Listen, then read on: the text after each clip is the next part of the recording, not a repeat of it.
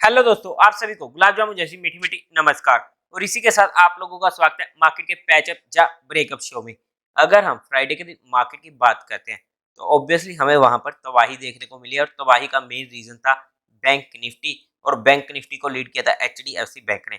हम जहां पर डिटेल में जाकर इन दो तीन चार्ट को अच्छे से स्टडी करने वाले हैं, जहां पर हमें सबसे ज्यादा दिक्कत देखने को मिली है। तो वीडियो को एंड तक जरूर देखेगा, आपको काफी कुछ सीखने को मिलने वाला है। अगर हम फ्राइडे के दिन मार्केट की बात करते हैं, देखो वैसे तो अगर हम ब्रॉडर मार्केट की बात करते हैं ना, तब हमें इतनी मेजर दिक्कत नहीं देखने को मिली है।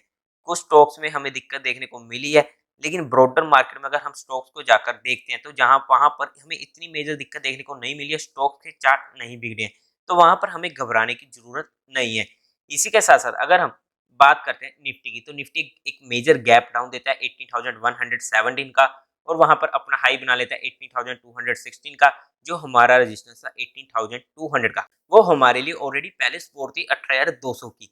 लेकिन वो जैसे ही इस लेवल के नीचे 1 घंटा मार्केट सस्टेन करती है, वो हमारे लिए रेजिस्टेंस बन जाता है। लेकिन वो हमारे लिए रेजिस्टेंस बनता क्यों है, इस बात का ना क्वेश्चन मैं आप लोगों के लिए छोड़ता हूँ, मुझे कमेंट करके जरूर बताइएगा। अदरवाइज हम किसी और वीडियो में इसको डिटेल में डिस्कस करेंगे, वो स्पॉट अब रेजिस्टेंस क्यों बन चुकी है।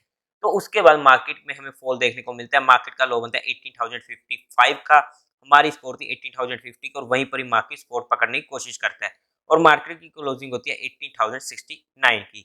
इसी के साथ साथ अगर हम एफआई और डीआई डाटा की बात करते हैं, तो एफआई ने 750 करोड़ की बाइंग करी है, वहीं पर डीआई ने 2200 करोड़ की सेलिंग करी है। नेट में सेलिंग का फिगर एक मेजर फिगर है, जो हमारे लिए मार्केट के लिए नेगेटिव होने वाला है। इसी के साथ साथ अगर आप लोगों को म्यूचुअल फंड में या इंश्योरेंस सेगमेंट में किसी भी टाइप का इंश्योरेंस हो सकता है, कोई भी हेल्प चाहिए हो, कोई भी आपकी क्वेरी हो, या आपको कुछ भी ओपन करवाना हो, तो आपको डिस्क्रिप्शन में हमारी टीम का हेल्पलाइन नंबर मिल जाएगा, जहां से आप हमसे कांटेक्ट कर सकते हो। आपकी क्वेरी को जल्दी से जल्दी सॉल्व कर दिया जाएगा। इसी के साथ साथ आप हमारा टेलीग्राम चैनल भी ज्वाइन कर सकते हो। टेलीग्राम चैनल का लिंक भी आपको डिस्क्रिप्शन में मिल जाएगा, या फिर आप direct market love affair search करके वहां से भी ज्वाइन कर सकते हो। अब हम स्टॉक्स डिस्कस करते हैं, और वहां पर देखते हैं कि हमें HDFC bank, federal bank, Manappuram में ऐसा क्या हुआ है जो इतनी गिरावट देखने को मिली है। अब हमें वहां पर क्या करना चाहिए और अब हम उनको कैसे स्टडी कर सकते हैं, तो वहां पर डिटेल में जाकर स्टडी करते हैं। तो सीधा चलते हैं स्क्रीन पर और वहीं पर निफ्टी को भी एनालिसिस करते हैं। सबसे पहला स्टॉक हम डिस्कस करते हैं एचडीएफसी बैंक। डिस्कस करने का सिंपल सा रीजन था, क्योंकि हमें मेजर फॉल देखने को मिला था निफ्टी बैंक में, जिसे सबसे ज्यादा लीड कर रहा था एचडीएफसी बैंक। देखो इस स्टॉक ने ना हमारा इस वीक का सबसे स्पेशली स्टॉक होने वाला था, ब्रेकआउट दिया, जहां पर एक अच्छा ब्रेकआउट हमें देखने को मिला। लेकिन कुछ न्यूज आने की वजह से इसमें हमें देखने को मिला एक बहुत ही मेजर गैप डाउन, जिसकी वजह से हमें इस स्टॉक में दिक्कत देखने को मिली है। ऑब्वियसली हमारा स्टॉप लॉस हिट हो चुका है, हमें उसे एक्सेप्ट करना पड़ेगा, बिकॉज सिंपल सी बात है, क्योंकि मार्केट है, जो ये न्यूज वगैरह का सिनेरियो होता है वहां पर हम कुछ नहीं कर सकते। इतना तो हमें मार्केट में रिस्क होता ही है, जो हमें इसमें क्लियर कट देखने को मिला है। और ऐसे रिस्क हमें मिलते रहेंगे कि कभी भी न्यूज बेस की वजह से किसी भी स्टॉक में हमें दिक्कत देखने को मिलती है, तो वो हमारे हाथ में नहीं होता।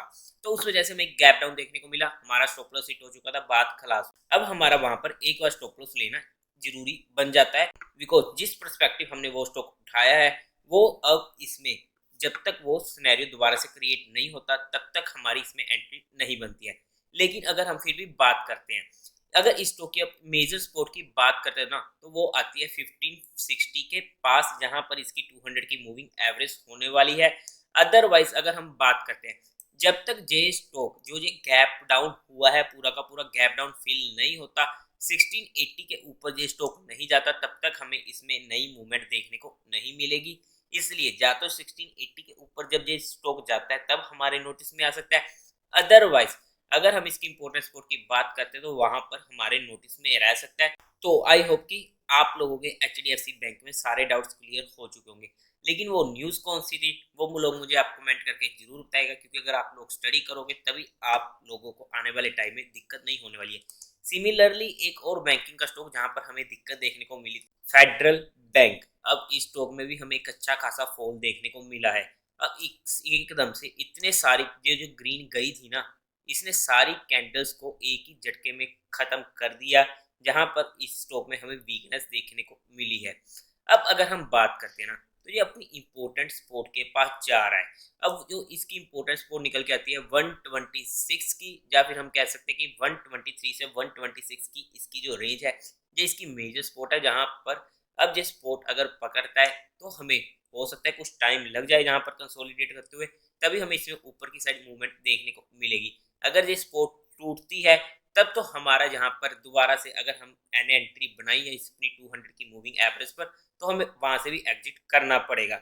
अदरवाइज अगर हम इसके ब्रेकआउट की बात करते हैं तो ब्रेकआउट तो देखो हमें 143 के ऊपर ही देखने को मिलेगा, लेकिन अभी इतनी जल्दी इसमें अब ब्रेकआउट आ जाएगा वो हमें देखने को नहीं लगता।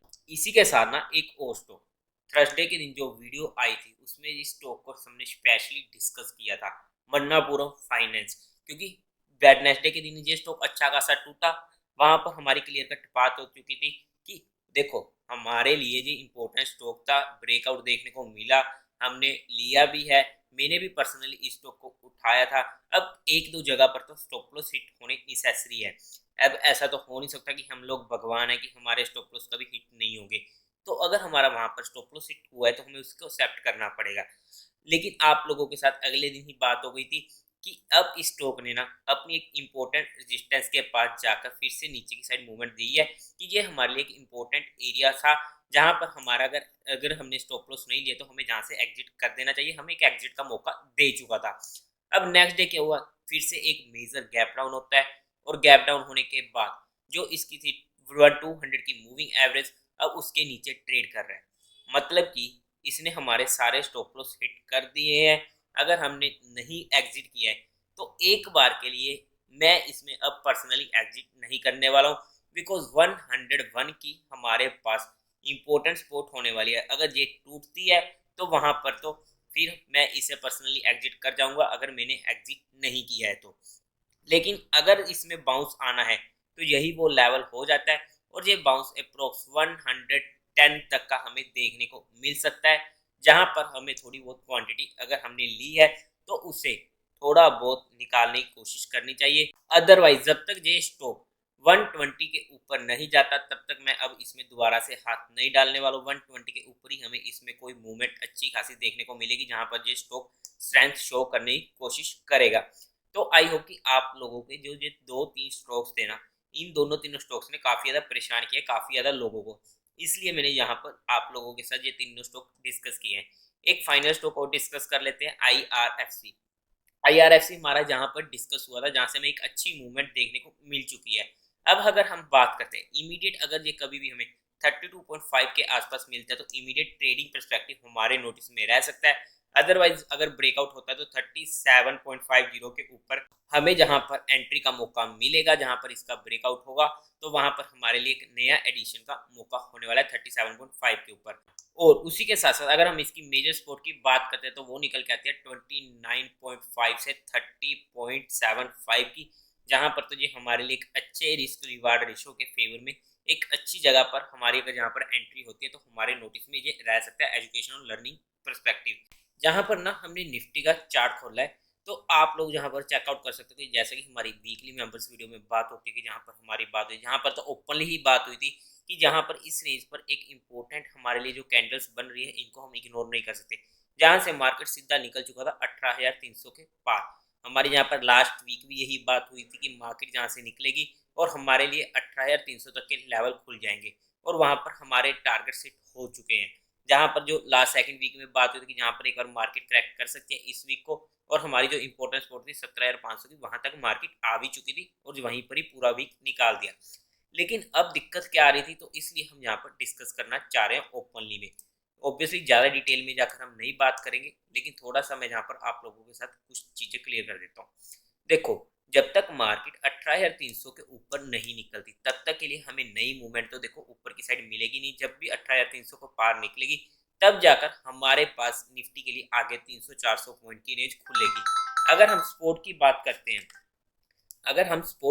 करते हैं, तो वहां पर इमीडिएट जो सपोर्ट अब निकल के आती है 17,800 की निकल कर आती है। इंट्राडे परस्पेक्टिव के लिए अगर हम कल की बात करते हैं तो ये हमारे लिए एक मेजर सपोर्ट का काम करने वाली है।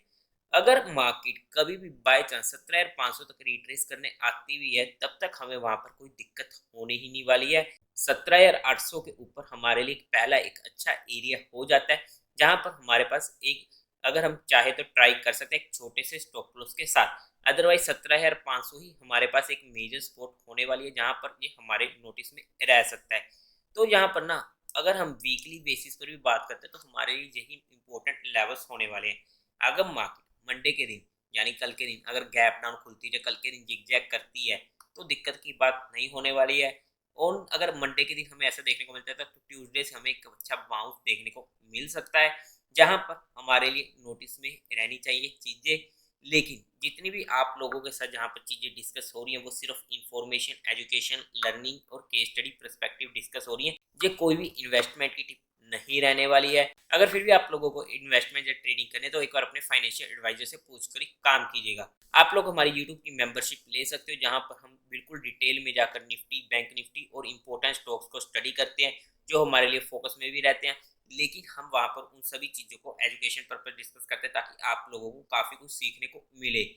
और जो भी स्टॉक्स स्टडी पर्पस हमारे नोटिस में आते हैं वो भी आप लोगों को वहां पर बता दिए जाते हैं, ताकि हमें वहां पर कैसे काम करना होता है, हमारी वहां पर क्या स्ट्रेटेजी होती है और हमें ऐसे कैसे काम करना चाहिए, हर चीज़ आप लोगों को अच्छे से समझाई जाती है। तो आप लोग भी हमारी यूट्यूब की मेंबरशिप का पार्ट बन सकते हो। तो उसके लिए आपको ज्वाइन बटन पर जाकर आप ज्वाइन कर सकते हो, जो सब्सक्राइब बटन के पास मिल जाएगा। इसी के साथ साथ देवियों और सज्जनों, उम्मीद है आप लोगों को ये वीडियो अच्छी लगी होगी, तो इस वीडियो को लाइक कीजिएगा, शेयर कीजिएगा और साथ ही साथ चैनल को सब्सक्राइब करें। Thank you very much.